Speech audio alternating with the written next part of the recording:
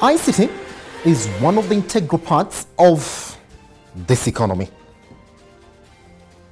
We are leveraging on ICT to push the economy. Small businesses under the base of ICT are charting new ways that we look at investments and finding solutions that have long challenged this economy. When you talk about new ways to invest, people will look at applications. Applications, notwithstanding, are the frontier in which the new world performs. But that is a trend. It's no longer looked as a new way of investing in ICT. It's looked probably as one of the good ways to invest in ICT. Turn back, there are companies that have found new ways of approaching ICT. They are trying to find solutions to culture that has long pulled down or affected the performances of the corporations and other smaller businesses in Kenya. Last week, we spoke about human resource and leveraging on human resource to find proper labor in small businesses. That is the traditional way. Others say it works fine. Others say there needs to be better ways to be looked into because now we have headlines of people not performing properly in these jobs, which in turn affects the performances of the businesses and corporates within our economy. The question therefore is, how can we use ICT to therefore find new ways of looking at labor and human resource management? You think that there are no people who have this solution, then you are wrong. This morning, I introduced to you Shortlist, a company operating within the Kenyan economy and trying to make corporates and small businesses have a different look in the way in which they get their human resource. So this morning, I introduce you Madam Doris Chelagat, Head of Business, Shortlist. Thank you very much. Thank you for having coming me. to Metropol Studios. Thank you. Can I tell you something? Yes. We are shortlisting the number of business ladies who have appeared on the studio on Business AM. Okay. You take position number 2. Oh, nice. There is a long list, Okay. but they've been pushing it. So now we're saying, whoever comes here, you get a crown. Guess what? We shall be emailing you a big thank you note, plus a queen demographic of you coming on Metropol television. Thank you. We are happy that we are chatting with leaders in the business world, especially for women who we do know are fighting to have equal opportunities even in parliament. Okay. With even short challenges, but I hope we're chatting properly. All right, now, tell me therefore about Shortlist. Okay. What is this company about? Make me understand. Yes. Okay. So Shortlist is sort of a recruitment platform that is changing the way talent is matched with opportunity. Yes. Okay. We are trying to see how we can sort of let go of the traditional ways of bringing talent into companies, and how do we leverage on technology to still bring back the human into human resources. Yes. How do we do this? We're trying to see how do we look at insights, dig deeper into what ideally would be looking at a CV to help employers have more meaningful data, to help candidates have a better experience, and also to just help the whole process of automation into recruitment. Yes. So that is a bit about Shortlist. That is what you're trying to get at. Yes. So now, when you looked at the way in which most companies get their human resource, they look for platforms to get their human resource from the people to help them push for their business in the country. What sort of gap did you therefore identify and say, look, if you get your people like this, then there's something that you're not solved. What is this gap that you're trying to fill? Okay. So the gap we're trying to fill, and I think it goes back into how Shortlist was sort of founded by our founders, Paul and Simon, which was how do we at first it was how do you help small and growing businesses get the right talent if they don't have the resources that the large corporates have. So you can imagine a small and growing business is trying to recruit for an accounts assistant.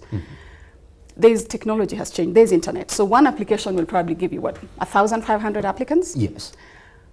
95% of those are not qualified. But because you're just receiving them into your email, or sometimes into, unfortunately, up until today, we actually have people who give physical CVs. Yes. You're having to actually look at 1,500 applications. what do you think? How many of them will you actually look at? Within a short span, Yeah. when you need these people to actually come along and help you get your business running. Yeah. That So could be chances quite some are, time. chances are you probably look at the one that looks very shiny, the one that has gone to the best schools. Yes. Maybe the one that looks like they have experience, but you're not really looking at insight. You're not having meaningful data to help you make that decision. So we said, how can we change this for employers, but also for candidates? Because at the same time, you're not getting your best foot forward because the only thing you have to give is a CV.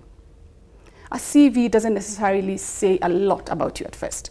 Well, it can have a beautiful picture. It can say about your experience, but doesn't actually get into the insights of that. And so we are saying, how do we put the CV aside? How do we put everybody and measure everybody on equal level playing field? So that when you're looking at a candidate, you're actually looking for the key experiences, key skills, key competencies, okay? And less about which school they went to, which you and I know is neither here nor there in the current economy. And saying, how do we show that to employers to make sure that they're actually making the right hiring decisions? Yes. We do have human resource companies existing in the country. Yes. We do have them. They're operating on this model. Yes. That look, despite them telling us they have done this, despite them telling us that these people, for them, they will sit down with you and sort of learn you on a personal basis. That has been the culture in Kenya. And that is what most companies have been leveraging on. We have this human resource company that will get us the people that we need. But you're telling a different story. Look, cancel them out. Let's use data, therefore, to give you the best person. What sort of data are you using, therefore? So how do you break it down through data to say, yes, Simba Kiage is the best person for Metropol television? Okay. Good question. So we start by understanding, I'll give an example of, let's say we're hiring for a finance manager. So we start by understanding the role in a bit of detail. What we would do, therefore, is sort of set up assessments. We start with a chatbot. Yes. Again, we're trying to bring human back into human resources and tech. So the person would look like they're chatting on WhatsApp and they're answering key questions. So, you know, what's your name or where have you worked? Oh, great. The next question is, so what are your key experiences? With that, we're trying to get as much information as possible for everybody on the equal level playing field. Okay. After that, after the chatbot, if you're successful, you go into the next stage. But also, if you're not successful for one reason or another, because the employer is very clear on their criteria, you instantly get a regret. You can imagine how nice that is. People, we call it the CV black hole. You send your CV. For 10 years, you never hear about it. Yes. We are saying, let's bring dignity back into recruitment. Let's give you feedback almost immediately if you're making it or not. After that, another data point that we collect is assessments. Okay? And this is skills assessments. We are trying to say, how do we check your skills from the beginning? You don't have to get to an interview for someone to know that you can operate an Excel sheet. We can do that almost immediately as you're applying for the job. Yes. We don't have to go so far for you to know that, oh, your sales experience have not been in maybe a fintech, and yet we required fintech experience. Yes. We're doing that almost immediately. You're applying for the job. Again, for the same reason, we don't want to waste your time as an applicant, but also the employer's time. So we're trying to respect both people's time. So all that data is put together, and an employer is given an access to a dashboard where they go through all that data and make other decisions. And what you're trying to say is, currently, and I've spoken to a lot of employers, most people are interviewing 10 people for one position. You can reduce that to 2 or 3. And the 3 you should be seeing are the ones who are on paper, on skills, on experience qualified for the job. So we're here to say, how do we help you reduce how many people you interview? Which means you have to give all of them feedback and they all have to follow you, and just actually interview the people who you need to interview and see them. Yes. One of the challenges that small businesses are facing when they're trying to introduce themselves into the market is that they have no way to therefore say, I need this sort of person to sort of help me push this brand better. Here's the thing, because you have another side called human resource, which is actually the most integral part of your operation or sustenance as a business. But therefore, you look at it like this. Are they going to trust, and I want you to tell me the response that you have been receiving therefore from these people, that you're trying to follow a different model where it's data, yes, use this person. We've analyzed them. Are they going to respond this new model, or are they going to trust somebody who's going to say, look, I've sat with these people, I've interviewed them, and I know you need this person. Are we at data best sort of SME culture, or are we, I trust you? It's more of this mutual belief that yes, somebody told me they're good, so that's fine. Is it more of a referral? You know, when you interview people, it's more of a referral, and people tend to trust referrals as opposed to it's been analyzed. Yeah. What sort of response are you getting from small businesses in the country? You're right about referrals. Referrals are predicted as a very high, you have higher chances of actually working on performance with a referral. Yes. That's a fact, and that is true. Yes. But how many referrals can you get on a day-to-day basis, honestly? You can't get referrals for everything. And we did a study at the beginning of this year where we looked at HR trends, recruitment trends for the year. And we asked questions around how are you leveraging on technology for recruitment. I will surprise you to tell you that the people who are leveraging on technology the most are small and growing businesses. In fact, they're leveraging on technology more than the corporates when it comes to sourcing. Yes. And I think for them it's, listen, I don't have time. I probably don't have a working HR. I just need people. Whether it's technology, whether it's data, I just need people who can do the job. How do I get there faster? Yes. Okay? And that is for them, technology becomes the easiest thing. Before this, they didn't have access, because you can imagine previously, for you to get a candidate, especially for small and growing, it had to be referrals. That's why we worked with our cousins and our uncles a lot. Yes. But we didn't have the muscle to go and advertise on the papers as an SME. But now there's internet. So it's very easy. Technology has become this thing for small and growing businesses. We're actually leveraging on it more than the others. Yes. And for them, is it going to get me the results I want? If the answer is yes, they're probably easier to adapt than larger corporates. So yes, they are adapting, and they're very excited that there's actually something that is reliable and trustworthy. Yes. We do know that the conversations that we're having yesterday, when I told some very interesting candidates that I was going to talk about a different way of recruitment. Yes.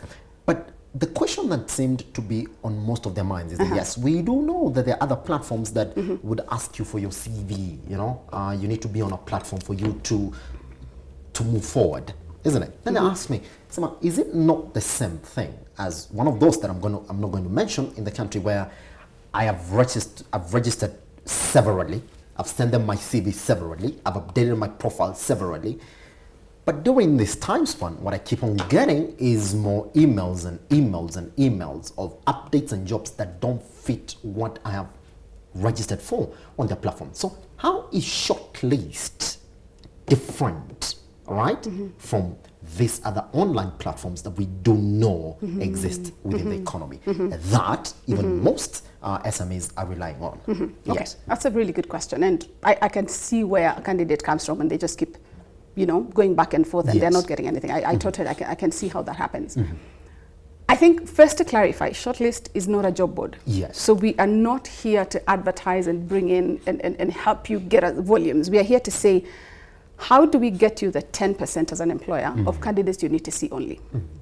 Obviously, that means that we have sort of vetted out a lot of the candidates that are not qualified. Okay. For a candidate in that perspective, it would mean you would apply for a job. If you're on paper qualified, you will go through. And I think my advice to candidates is look at the job profile, especially from a shortlist perspective. If you meet the criteria, go ahead. But if you know that there is quite a few of the criteria you don't meet, chances are you might not make it. Yes. Because, again, as we said, we are trying to make sure we don't waste each other's time. Yes. Yeah. So look at the profile, see if it's suitable for what you're looking for. If it is, I would advise you to go ahead and apply. If it's not, you can get in touch with us and see, what other opportunities are available. But what we are saying is we just don't want to waste your time in something that you will not be able to get. But the difference between us also, I must say, and probably other, is just the candidate experience. As long as you're applying for a job in shortlist, we will make sure we give you feedback. Whether you've made it, whether you've not, how long you're in the process, we will keep you updated. And that is something that I know a lot of candidates say, I like applying to shortlist, even if I don't get, because I know it's instant. If I've made it, I'll know. If I don't, I will not. And it's instant, yes. It's instant, and they appreciate the fact that they're not being put into a black hole where you actually don't know the results until you see the guy has updated their LinkedIn that they've worked there, and you're like, oh, So they hired. Yes. So we are trying to change that. Yes. Let's talk about the response of our economy to ICT-based solutions. Well, have you found yourself, but I'm talking about the introduction stages, Yes. and as your business has continued to develop as well, have you found yourself struggling to sort of explain this to SMEs that are getting started now, that sort of believe, I don't think I want to use an analyzed person as opposed to somebody that I want to see per se. They're here. Have you struggled to sort of fit them into this channel for, let's give you a data analyzed person that's going to be the best for your business? So first of all, just to clarify, so we do allow employers to see candidates. It's just the final ones. So we don't say, we are not yet in a place where we can say, just we will give you one person, you need to trust them. But there are employers who are asking for that because they just think it's too much time to interview. But I think as a country, we still want to connect with people before we make those decisions. Have we found challenges in the small and growing businesses? Surprisingly not. I would say more challenges are within the HR professionals themselves. Yes. So they are the ones probably who are struggling to adapt to technology more than the SMEs. So our CEO is probably easier to say, this makes sense, than an HR professional. Yes. So would you say that therefore our HR culture, which you're trying to change, all right? Like, no, don't do that. It's time wastage. You need more resources, to sit with these people, probably convene a panel to interview them and go through these lots of CVs and, the traditional way. Are they the ones that should be convinced that yes, ICT solutions are now where the HR is going to in terms of getting human resource? A resounding yes. I think as, like anything else, and I'm imagining even the first time finance or Excel sheets were like, hey, our job is about to go, yeah? For them, it's almost the same, where we probably get more resistance to the way of doing things. You're trying to get me away from looking at 46,000 applications and you want to do that in a day. And these are 20 people I hired to do this. What will happen to these 20 people? So there's a lot of mindset shift that we need to make, to just say, how do we help HR professionals understand that they need to focus their energies on interviewing for fit, for culture, just perfect to onboarding, and less about screening through thousands of CVs and interviewing 10 people for one position. For one position. Yes. We had an HR expert here last week sort of trying to say, look, as an SME, as a corporate, as a business, look, I know it's very important for you to have the HR office, but we need to change the role for the human resource department in this way. Manage the people who you've already got into the company. Look into their issues. But when it comes to getting the right people for your company, leave that to the experts. Is it true? Is that what SMEs need to do now? Sort of integrate into this ICT-based human resource companies like Shortlist to help them get the right people they need. So now they focus their energies on delivering with these people they've been given. Yes, I guess yes and no. Yes, because there's ways that technology can help you to save your energy. So that you're only spending your energy on interviewing 2 people, and your interview is around culture fit, personality, and not skills for the job. Yes. But I also think their place then comes with selecting the people and onboarding them. So to a certain extent, yes, but I still believe there's a place for SMEs to choose the right person for their job. Because unlike a corporate, if an SME chooses, if a small growing business chooses the wrong talent, the impact is so much more. Because when you're joining a small and growing business, even if you're joining as a finance person, you're joining as a finance person, sometimes do HR role, sometimes even, you do everything. It's about a company fit and not a job fit. So when you're looking at a company fit, the impact of the wrong hire is so much higher for them than a corporate. Corporate, you go in as a finance person and you're a finance person. It's not the same for small and growing businesses. So there's also a place for them, but it's where? I would believe it's much, much later in the recruitment stage. And not necessarily from the beginning where you're trying to sift through 1,000 CVs to get an account assistant. Just to get an account assistant. That is very integral. Now, one question that I got yesterday is this. Look, we're talking about technology-based solutions in human resource. That's fine. Then somebody said, look, why would I trust a technology-based solution in getting my people as opposed to shifting now to using technology to managing these people, isn't it? So now the question that they asked me to ask you is this. What aspect are we losing, right, when we use tech to get these people? It's analytics, it's data. all right? It's hit 70%, it's on the green line, it's not on the yellow zone, all right? As opposed to now looking at these people directly.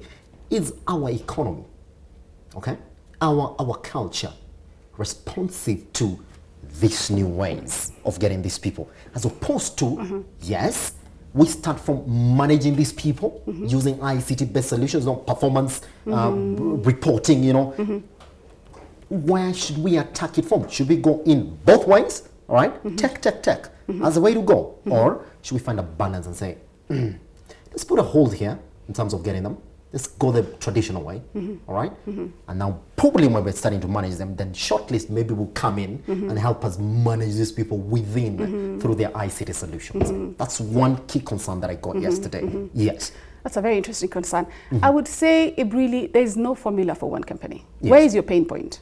Is your pain point in trying to get in the right talent? Yes. Or is your pain point in trying to manage the talent that is in? Yes. And I guess solutions are different for different companies. Yes. Yeah. The question is, what are you trying to solve for your staff currently? What is your biggest pain point? Most people, because of, and that's hence companies like Shortlist started, is their biggest pain point is that process of getting people in. Getting people in. You as a CEO know how to manage people once they're in. You know exactly what they need to do. Yeah. This is a whole uncharted territory of trying to sift through CVs, look at the skills, look at someone and say, well, I can see they're telling me the story, but does that translate into whether they can do the job? Yeah. And so we are saying, depending on your pain point, all of them will lead us somewhere. Yes. You asked an interesting question around the culture. And you're right. We like to look at people. We want to feel. We're very much, I want to see this person before. Yes. I want him to speak to me. I want to see them. I want to see their demeanor. Exactly. And so how we've done to help that is that through our process, you can actually do what we call phone and video screening. Yeah. You can actually, you can ask a candidate a question and they answer through phone. You can ask them a question and they answer through a video interview. Yes. So we're helping you. We're trying to match this, I want tactile, and also the fact that you can still do both. There's a place where there's a mix and a balance of both worlds. Yes. So it is possible, but I do get your point where we are trying to see how can you see people. But it's honestly a waste of time for both candidates.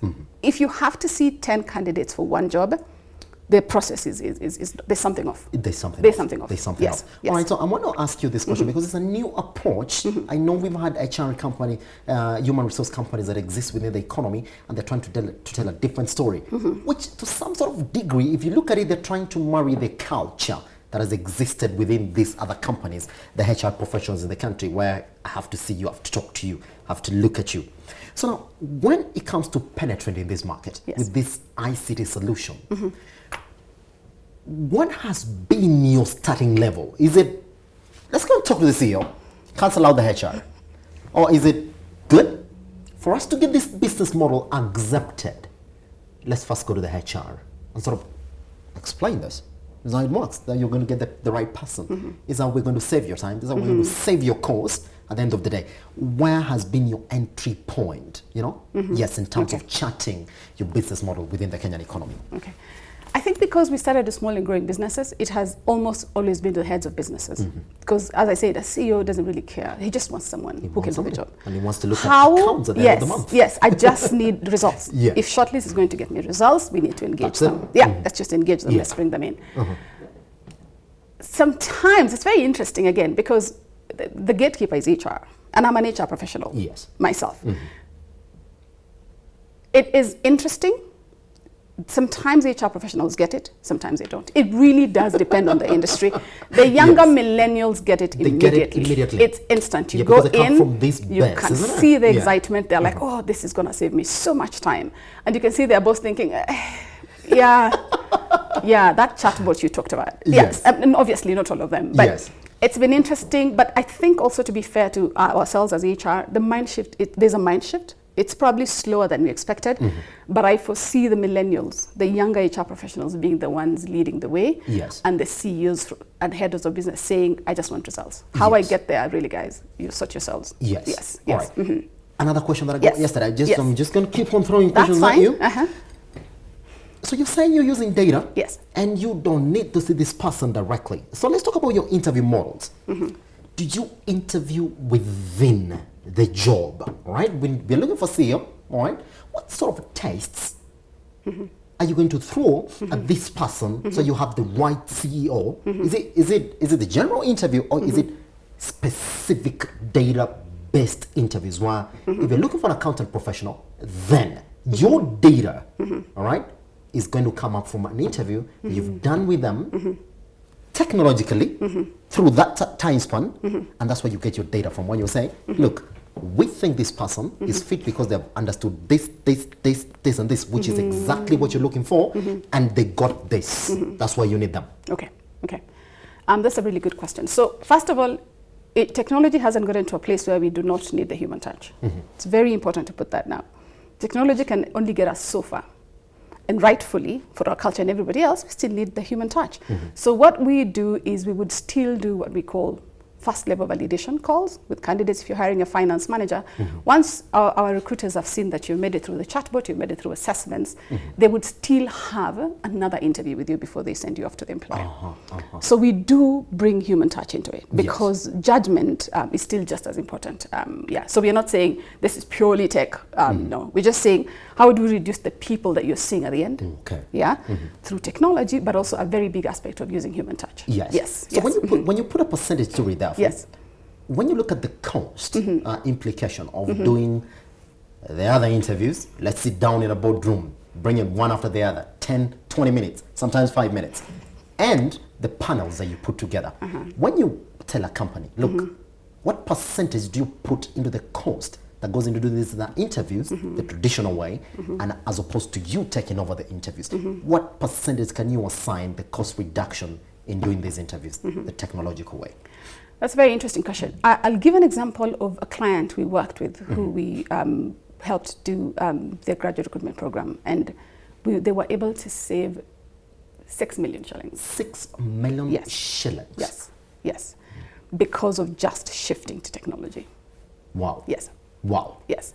Because we don't, if you're getting thousands of applications, we don't actually look at the cost of the whole process in terms of, yes, you advertise and then you receive all the CVs in an email sometimes, and then you have to sift through each and every one of them. And for these organizations, because of audit, sometimes you actually have to look at each CV.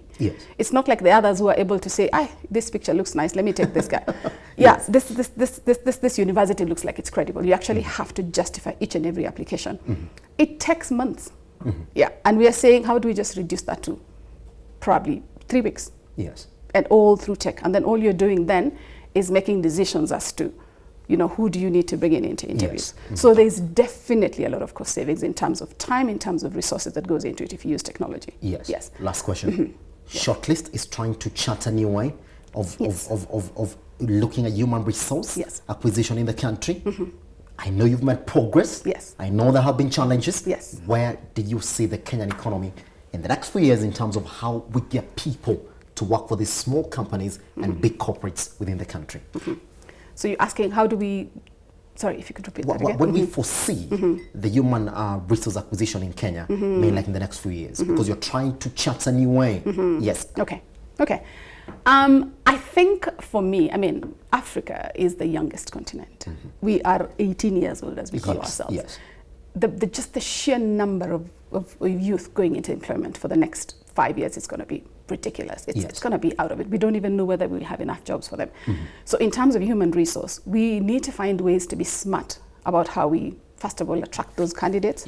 So you need to be able to get the right talent, quality talent, as fast as possible for you to win the war in talent. You can't afford to spend hours and hours and days looking at dead age ways of doing things. How do you help your business by focusing on, okay, so my job is, so I have a finance manager role. I know thousands are going to apply because, it's a young economy. Everybody's looking for a job. How do I make my time as a head of business, as a hiring manager, around only looking at things that I need to look at for them? I foresee a bit of shift in terms of human resources and how we are doing, being more strategic and leaving automation to do a lot of the work, so that HR focus a lot on what they need to focus on, which is making human judgment decisions. So there's definitely going to be a lot of changes in that space. Last but not least, I want to be on shortlist. What do I do? You want to be on shortlist? What I would advise anybody is going to the shortlist website, www.shortlist.net. There's a lot of positions there that we have open. Apply for positions. Also just have the experience. It's a really, really interesting experience, very Yes. different from anybody else. All right. Yes. Same thing to companies that want to acquire your services as well? Yes, they can, again, from the shop website, they can Yes. always look at this. There's a form that they can fill, and then we Yes. can get in touch with And them then you can within get the in same touch day. with them within the same Actually, day. in minutes. In if minutes. not. Yes. Wow. Yes. ICT Best Solutions. That is Doris Chilagad, Head of Business Shortlist. Guess what? Visit them, see what they're doing, talk to them, talk to her as well. She'll get back to you within minutes. That's from her, not me. All right. Chatting new ways of investing within ICT. That is Business AM this morning. Let's keep the conversation going on online.